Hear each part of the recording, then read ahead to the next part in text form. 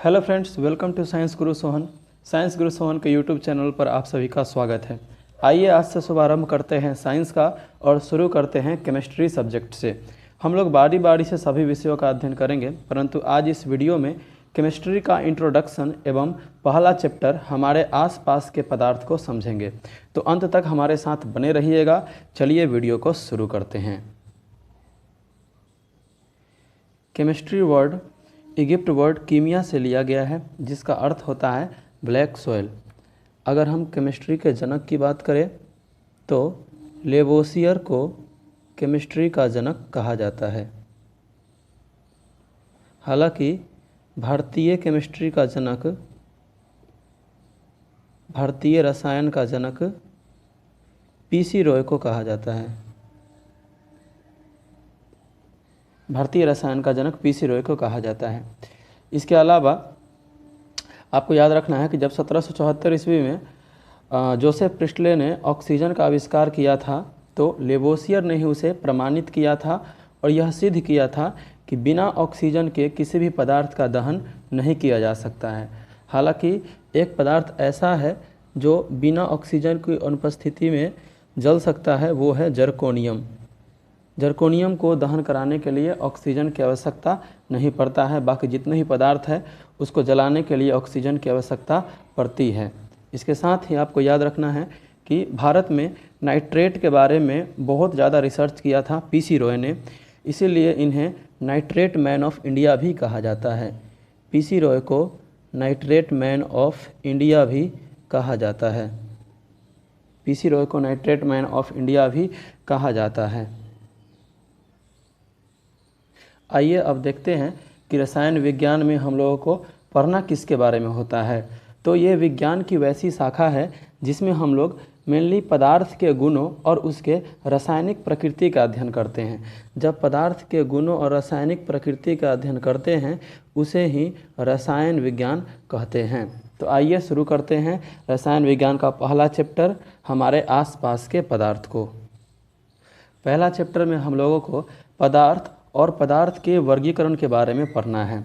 हम लोग जानते हैं कि संसार में जितने भी वस्तु है जो स्थान घेरता है, जिसमें भार होता है तथा जिसे हम अपनी ज्ञानेंद्रियों द्वारा अनुभव कर सकते हैं, वे सभी पदार्थ कहलाता है। तो पदार्थ क्या होता है उसको एक लाइन में हम लिख देते हैं।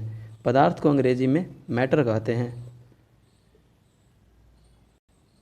तो यहाँ पर हम लिख दिए हैं कि संसार की वे सभी वस्तुएं जो स्थान घेरते हैं तथा जिनमें भार होता है वे सभी पदार्थ कहलाते हैं। जैसे कुछ भी ले लीजिए, जैसे मान लीजिए पत्थर की बात करें तो पत्थर एक पदार्थ है। अगर ईंट की बात करें तो ईंट एक पदार्थ है। जिससे हम लिख रहे हैं ये कलम एक पदार्थ है। जो हम पीते हैं पानी वो पदार्थ है। जब सांस लेते हैं हवा वो पदार्थ है। ये सभी क्या है, पदार्थ के उदाहरण हैं। लेकिन आपको एक चीज़ याद रखना है प्रकाश के बारे में। प्रकाश पदार्थ नहीं है। प्रकाश पदार्थ नहीं है क्योंकि प्रकाश में भार नहीं होता है। भार नहीं होता है इसलिए ये पदार्थ नहीं है। इसके अलावा पदार्थ के कुछ गुण भी है जिसको पहले हम लिख देते हैं, उसके बाद फिर आपको समझा देंगे। पदार्थ के गुण को देखते हैं। जितने भी दुनिया में पदार्थ है वे सब छोटे छोटे कणों से मिलकर बना होता है। जितने ही पदार्थ है वो छोटे छोटे कणों से मिलकर बना होता है। इसके अलावा पदार्थ के कणों के बीच एक आकर्षण बल कार्य करता है। इसको ऐसे समझ सकते हैं, जैसे मान लीजिए ये नल है, ठीक है, और नल से पानी गिर रहा है। जब इस नल के पानी में हम लोग उंगली करेंगे तो यहाँ पर ये देखिएगा कि ये पानी दो भाग में बट जाएगा, ठीक है, लेकिन फिर ये नीचे जा कर के पानी साथ होकर के गिरेगा। इसका मतलब ये था कि हम जब उंगली किए तो यहाँ पर ज़रूर ये पानी एक दूसरे से अलग हो गया था, लेकिन फिर इसका जो आकर्षण बल था वो इसको खींच लाया और ये फिर पानी नीचे में साथ में ही गिर रहा है। इसका मतलब है कि पदार्थ के कणों के बीच आकर्षण बल मौजूद होता है। इसके अलावा पदार्थ के कणों के बीच रिक्त स्थान भी पाया जाता है। जैसे मान लीजिए यहाँ पर एक गिलास है, ठीक है, और इस गिलास में हम पानी भर देते हैं और इस पानी में हम चीनी मिला देते हैं। चीनी जब इसमें पूरी तरह से घुल जाएगा फिर भी हम लोग देखेंगे कि पानी का स्तर ज़रा सा भी नहीं बढ़ा।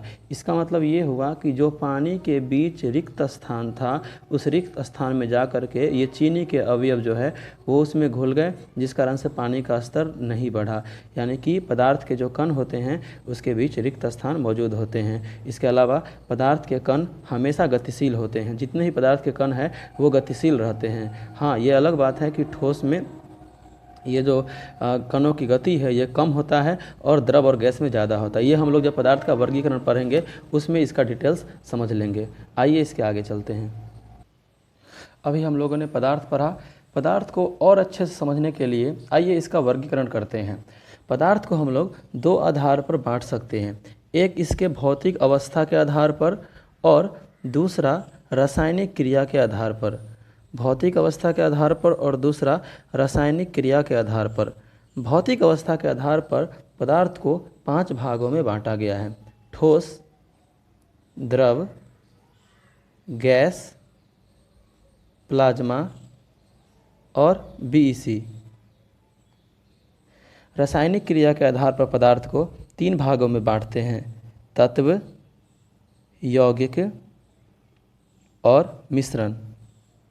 इन सभी को हम लोग बारी बारी से समझेंगे। ध्यान दीजिएगा, तत्व को भी 3 प्रकार से बांटा जाता है: धातु, अधातु, उपधातु। यौगिक के भी 2 प्रकार है: कार्बनिक यौगिक और अकार्बनिक यौगिक।